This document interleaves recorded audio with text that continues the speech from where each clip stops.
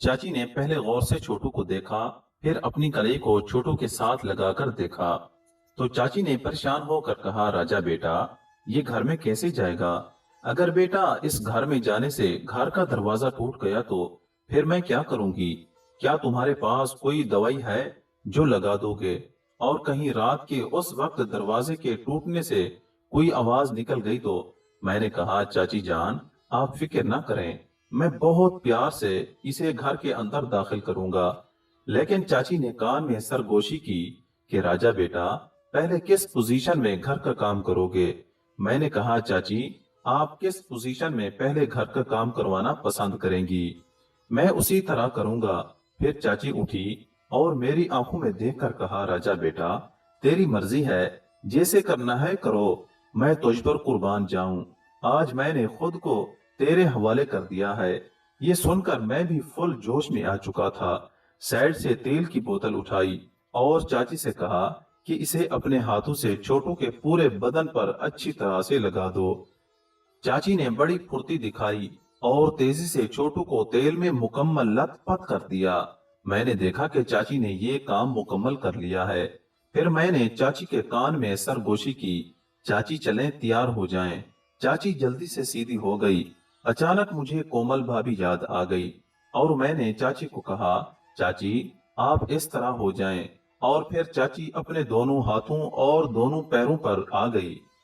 मोहतरम नाजरीन, हमें उम्मीद है कि आप ये बात अच्छी समझ चुके होंगे, क्योंकि जब से मैंने कोमल भाभी को उस अंदाज में घर का काम करवाते हुए देखा था तो ये मेरा सबसे फेवरेट स्टाइल बन चुका था। चाची के बाल ज्यादा काले तो नहीं थे, मगर ब्राउन भी कम ही थे। फिर मैंने बहुत प्यार से अपने छोटू की तरफ देखा, जो कि अपनी जिंदगी की पहली जंग खेलने के लिए जा रहा था।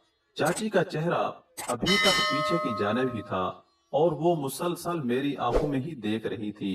वो मुंह से तो कुछ नहीं कह रही थी, लेकिन बेशक आंखों से कह रही थी कि राजा बेटा, मेरा ख्याल रखना, मेरी उम्र काफी ज्यादा हो चुकी है।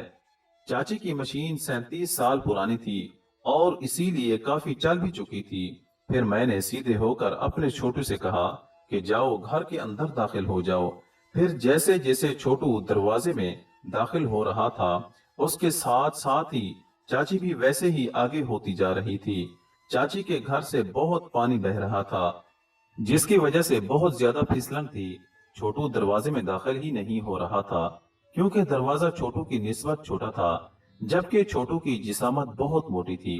फिर चाची ने कहा, राजा बेटा, आहिस्ता आहिस्ता से घर का काम करो। मैंने कहा, ठीक है। मैं फिर दोबारा से कोशिश करने लगा, लेकिन छोटू बार बार दरवाजे से फिसल फिसल कर इधर उधर जा रहा था। जब मैंने 3-4 मरतबा कोशिश कर ली और छोटू दरवाजे में दाखिल ना हो सका, तो तंग आकर चाची ने कहा कि राजा, ये इस तरह दाखिल नहीं होगा, तुम दरवाजे के ऊपर आ जाओ। चाची सीधी लेट गई। मैंने भी मजबूरन पोजीशन बदल ली और दरवाजे के बिल्कुल ऊपर वाले हिस्से की तरफ से आ गया। मैंने देखा तो दरवाजे से पानी निकलकर नीचे तक चला गया था। फिर जैसे ही चाची की टांगों को थोड़ी हरकत दी तो यहाँ तो दरवाजे के दोनों पट सामने बिल्कुल खुले हुए थे। जैसे ही मैंने दरवाजे पर काम करने लगा तो चाची की हरकत बिल्कुल बंद हो चुकी थी। वो तो बिल्कुल साकिन थी। चाची की आवाज भी शायद बंद हो गई थी और वो अपने तमाम महसूसात से मेरे छोटू को महसूस कर रही थी। तकरीबन 5 मिनट बाद ही चाची रिलैक्स हो चुकी थी। चाची को लेने में बहुत मुश्किल हो रही थी। शायद उनके दरवाजे पर बहुत देर से काम नहीं हुआ था और मुझे लगता था कि दरवाजे पर जंग लग चुका था, इसीलिए चाची को बहुत मुश्किल हो रही थी। अभी चाची के दरवाजे पर आधा काम ही हुआ था। चाची ने कहा, राजा बेटा, आज के लिए इतना ही जंग उतारना काफी है। मुझे उनका ये अंदाज देखकर बेइख्तियार प्यार आया और फिर मैंने वहीं आहिस्ता आहिस्ता घर का काम करना शुरू कर दिया। अचानक चाची मुझे देखकर कहने लगी, राजा बेटा, आज दोपहर को तुम्हें अपनी कोमल भाभी कैसी लगी? मैं तो चाची के उस बेमौके सवाल पर हैरान रह गया, लेकिन फिर भी मैंने कहा कि वो बहुत ही खूबसूरत थी और उस वक्त तो उसकी खूबसूरती के क्या ही कहने थे। चाची ने मुस्कुराकर कहा कि आखिर अपनी माँ पर ही गई है। मैं भी ये सुनकर मुस्कुराया। تھوڑی دیر بعد چاچی پھر پوچھنے لگی کہ تیرا بھائی کل جب تیری کومل بھابھی کے گھر کا کام کر رہا تھا، راجا تم مجھے یہ بتاؤ کہ تمہارا بھائی گھر کا کام کر رہا تھا یا پھر تیری کومل بھابھی تیرے بھائی کے گھر کا کام کر رہی تھی؟ مجھے چاچی کی یہ بات بڑی عجیب سی لگی۔ میں نے کہا کہ چاچی اس کا کیا مطلب ہوا؟ بات تو ایک ہی ہے، لیکن چاچی نے کہا کہ بیٹا، تیرے ابو اور چاچا نے تیرے بھائی کی مرضی کے بغیر اس کی کومل سے شادی کی ہے، اس لیے اب تیرا بھائی ٹھیک سے تیری بھابھی کو خوش بھی نہیں کرتا۔ وہ شہر میں نوکری کرتا ہے اور وہیں رہتا ہے۔ اس مرتبہ معلوم نہیں تیرے ساتھ کیسے آ گیا ہے۔ اپنے بھائی کے بارے میں یہ بات سن کر وہ سارا سین میرے سامنے سے گزر گیا، کیونکہ اس وقت تو کومل بھابھی میرے بھائی سے خود ہی کام لینے کی کوشش کر رہی تھی، اور بھیا جب ان کے گھر کا کام کر رہے تھے تو انہیں خوش کرنے کے لیے نہیں بلکہ ان کو زیادہ سے زیادہ تکلیف دینے کے لیے کر رہے تھے۔ میں سب کچھ سمجھ چکا تھا، اس لیے میں نے چاچی سے کہا کہ میں بھیا سے یہ بات پوچھوں گا۔ چاچی نے کہا راجا بیٹا، اب جلدی سے گھر کا کام کر کے فارغ ہو جاؤ، کیونکہ صبح ہونے والی ہے، تیرے چاچا کہیں اٹھ ہی نہ جائیں۔ میں چاچی کی ساری بات سمجھ گیا اور دوبارہ سے کام کرنا شروع کر دیا۔ تھوڑی دیر بعد میں نے کام کی سپیڈ بڑھا دی۔ چاچی بھی گھر کے کام میں میرا مکمل ساتھ دے رہی تھی۔ جس کمرے میں ہم گھر کا کام کر رہے تھے وہ کمرہ بھی عجیب عجیب آوازوں سے گونج رہا تھا۔ تھوڑی دیر بعد مجھے محسوس ہوا کہ میرا بھائی ٹائم پورا ہو چکا ہے، اور کچھ دیر بعد میں اور چاچی گھر کا کام کر کے کٹھے فری ہو گئے۔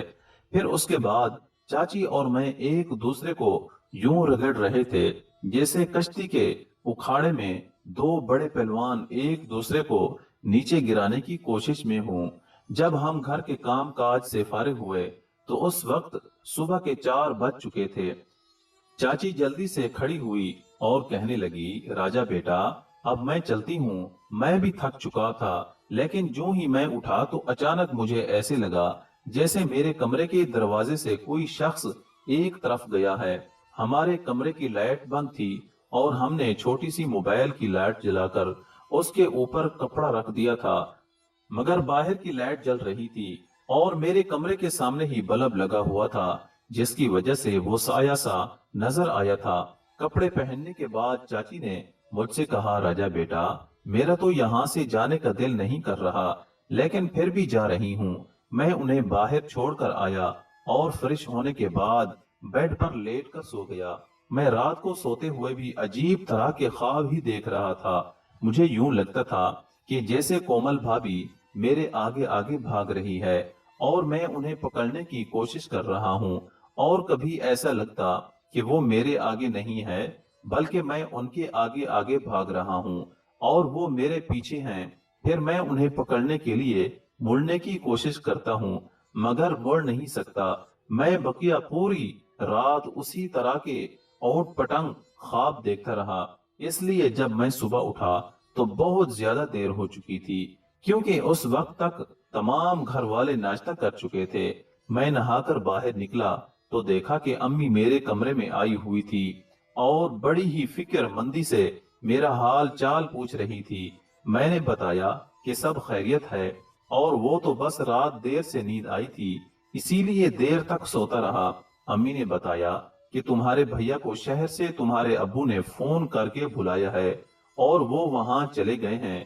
یہ سن کر میں بھی کچھ پریشان ہو گیا۔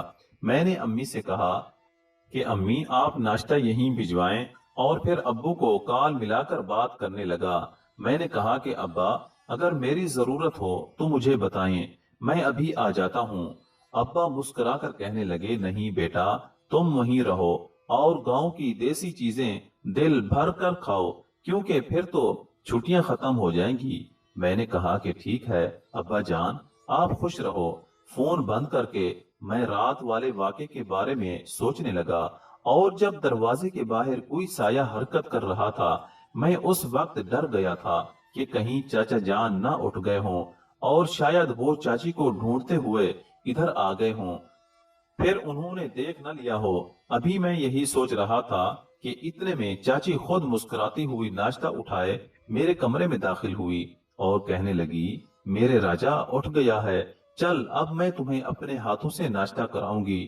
یہ سن کر میں بھی ہنس پڑا اور مذاق سے کہا کہ کل تو تم نے راجا کی خواہش مکمل پوری نہیں کی۔ میری یہ بات سن کر چاچی تھوڑی سنجیدہ ہوتے ہوئے بولی کہ راجا بیٹا، تمہارے لیے تو جان بھی حاضر ہے، مگر تم اپنا ہاتھ تھوڑا آہستہ رکھو۔ چاچی نے کہا کہ راجا بیٹا، تمہارے چاچا نے پچھلے 8 سال سے میرے گھر کا کام نہیں کیا، جس کی وجہ سے دروازے پر بہت زنگ لگ چکا ہے۔ اب یہ تمہارا کام ہے کہ آہستہ آہستہ کر کے دروازے سے مکمل زنگ اتار دو۔ لیکن اگر بیٹا تم ایک دفعہ میں ہی مکمل زنگ اتارنے کی کوشش کرو گے تو بیٹا پھر دروازے کے سارے پیچ ڈھیلے ہو سکتے ہیں اور دروازہ ٹوٹ بھی سکتا ہے۔ میں چاچی کی یہ بات سن کر مسکرایا اور کہا کہ جیسا آپ کا حکم ہے میری پیاری چاچی۔ پھر میں نے ناشتہ شروع کیا تو چاچی بھی بڑی گہری نگاہوں سے مجھے ہی دیکھ رہی تھی۔ آخر میں نے پوچھ ہی لیا تو کہنے لگی کہ گزری رات واقعی بڑی ہنگامہ خیز تھی، لیکن میں تو اس وقت یہ سوچ رہی ہوں کہ جب تیری شادی ہوگی تو تیری بیوی کا کیا حال ہوگا، کیونکہ اس وقت تو تمہیں دروازہ بالکل ہی نیا ملے گا، تو تم اس دروازے کو کھولو گے کیسے؟ میں اس بات پر مسکرایا اور میں نے کہا وہی حال ہوگا جو رات کو آپ۔ محترم ناظرین اور سامعین، اس کہانی کا اگلا حصہ آنے والی ویڈیوز میں اپلوڈ کیا جائے گا۔ ہماری حوصلہ افزائی کے لیے ہماری کہانی کو لائک اور چینل کو سبسکرائب ضرور کریں۔